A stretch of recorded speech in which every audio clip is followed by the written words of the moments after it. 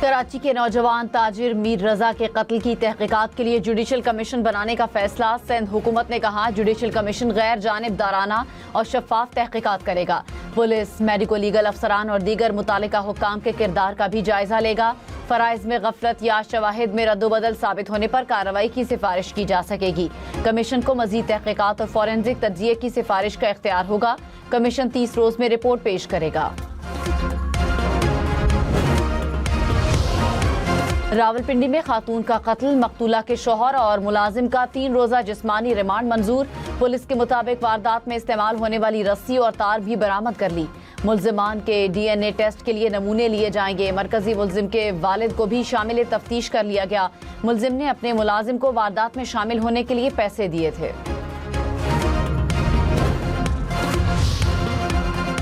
خاتون اول آصفہ بھٹو کا راولپنڈی میں خاتون کے قتل پر اظہار افسوس، کہا المناک واقعے کی مکمل اور شفاف تحقیقات کی جائیں، ذمہ دار افراد کو کیفر کردار تک پہنچا کر مثال قائم کی جائے۔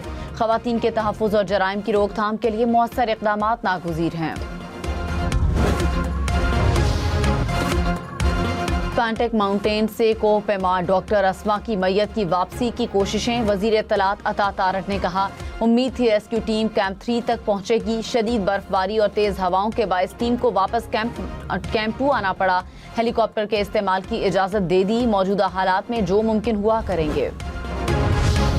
وزیر اعظم شہباز شریف کی جاتی عمرہ میں نواز شریف سے ملاقات، سیاسی امور اور آزاد کشمیر میں حکومت سازی پر تبادلہ خیال، آزاد کشمیر کے نئے وزیر اعظم کے لیے شاہ غلام قادر اور طارق فاروق کے ناموں پر غور، ملاقات میں وزیر اعلیٰ پنجاب مریم نواز کی بھی شرکت۔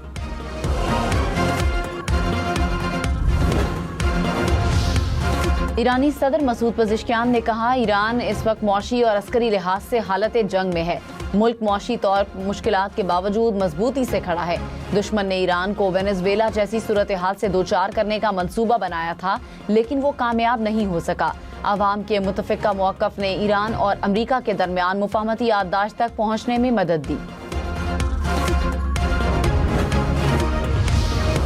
سابق امریکی وزیر دفاع لیون نے کہا ایران کے خلاف معاشی جنگ سے امریکہ کو خاطر خواہ کامیابی نہیں ملے گی۔ آبنائے ہرمز کی مسلسل بندش سے امریکہ پر معاشی دباؤ بڑھ رہا ہے، صرف معاشی دباؤ ایران کو جنگ کے خاتمے پر آمادہ نہیں کر سکتا۔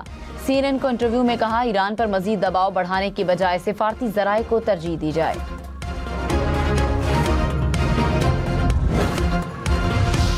ایران کی قومی سلامتی کونسل کے سیکرٹری محسن رضائی نے کہا ایران امریکہ کی اقتصادی جنگ کا مقابلہ کر کے اسے ناکام بنائے گا۔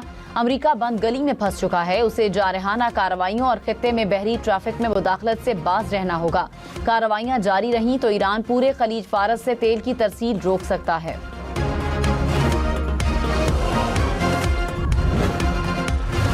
نائب وزیر اعظم اسحاق ڈار کل سے 28 اگست تک برطانیہ کا سرکاری دورہ کریں گے۔ ترجمان دفتر خارجہ کے مطابق اسحاق ڈار برطانوی وزیر خارجہ سے ملاقات کریں گے۔ انٹرنیشنل میری ٹائم آرگنائزیشن کے سیکرٹری جنرل سمیت دیگر حکام سے بھی ملاقاتیں شیڈیول۔ پاکستانی عملے کی صومالی قزاقوں سے بازیابی پر بات چیت ہوگی۔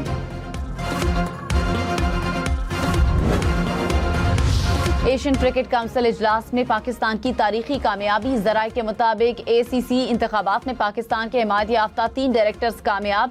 متحدہ عرب امارات کے خالد الزوانی ACC کے نائب صدر منتخب۔ محسن نقوی نے کہا ایشیا میں کرکٹ محض کھیل نہیں، قوموں اور ثقافتوں کو جوڑنے والی زبان ہے۔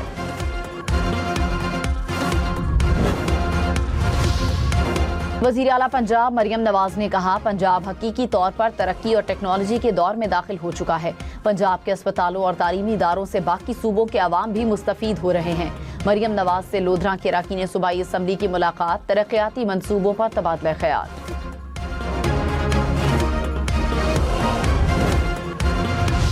امیر جماعت اسلامی حافظ نعیم الرحمان نے کہا دھرنا تب ختم ہوگا جب حکومت ہمارے مطالبات عملی طور پر مانے گی۔ حکومت کو پیٹرولیم مصنوعات کی قیمتوں میں کمی کرنا پڑے گی۔ پیٹرولیم لیوی کسی صورت نہیں ہونی چاہیے، حکومت عوام کا پریشر مزید برداشت نہیں کر سکے گی۔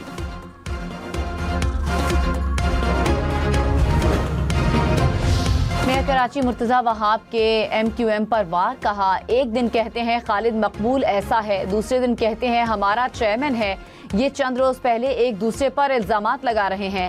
کیا ہم ایسا کراچی چاہتے ہیں؟ ماضی میں ایک کال پر شہر بند کر دیا جاتا تھا، اب کراچی میں خوف اور بے حسی کا راج نہیں، عوام کے مسائل عوامی نمائندے حل کر رہے ہیں۔ ایم کیو ایم والے بھی پھر بٹوارے کی بات کر رہے ہیں، انہوں نے کبھی شہر سے وفا نہیں کی۔ ایک سال میں پیاز 132% اور ٹماٹر 93% مہنگے، ادارہ شماریات نے اعداد و شمار جاری کر دیے۔ آٹا 62%، ایل پی جی 51% اور ڈیزل 33% سے زائد مہنگا ہوا۔ ایک سال میں آلو 30% اور چینی کی قیمت میں 19% سے زائد کمی آئی۔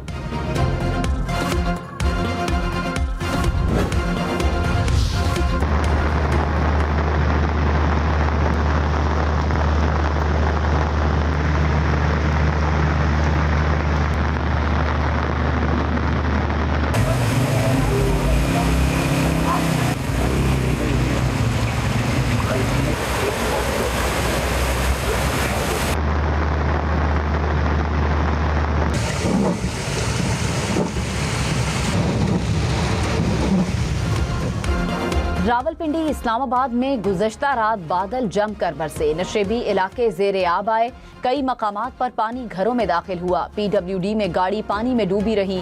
راولپنڈی اسلام آباد میں اوسطاً 70 ملی میٹر بارش ریکارڈ، محکمہ موسمیات کی مزید بارش برسنے کی پیش گوئی۔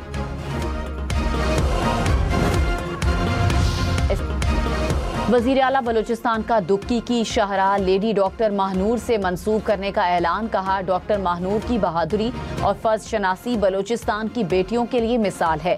بہادری، عزم اور انسانیت کی خدمت کرنے والوں کی حوصلہ افزائی حکومت کی ذمہ داری ہے۔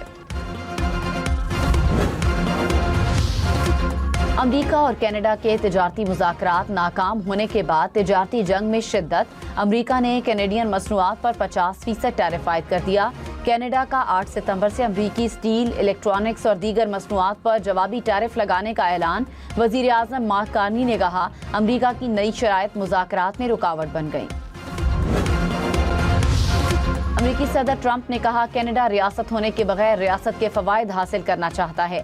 کینیڈا کئی سال سے امریکی کسانوں پر بھاری ٹیرف عائد کرتا رہا ہے، ان اقدامات کو اب مزید برداشت نہیں کیا جائے گا۔ بولیویا میں برفانی طوفان کی تباہ کاری، لاما سمیت 1000 جانور ہلاک ہو گئے، یکبستہ ہواؤں سے 12000 جانور متاثر، مویشی پالنے والوں کو لاکھوں روپے کا نقصان۔ ارجنٹائن میں ساحل کو ریسنگ ٹریک بنانے کے خلاف شہریوں کا انوکھا احتجاج، ریت پر ٹریک کے خلاف انسانی زنجیر بنا لی، انتظامیہ نے ساحل سے ریت ہٹا کر 4 کلومیٹر موٹر ٹریک بنایا تھا، شہریوں کا ساحل قدرتی خوبصورتی کے ساتھ بحالی کا مطالبہ۔ دریائے سوات کی لہریں، چاروں طرف پھیلی ہریالی اور گھنے جنگلات، سوات کا خوبصورت سیاحتی مقام قندیل سیاحوں کی توجہ کا مرکز۔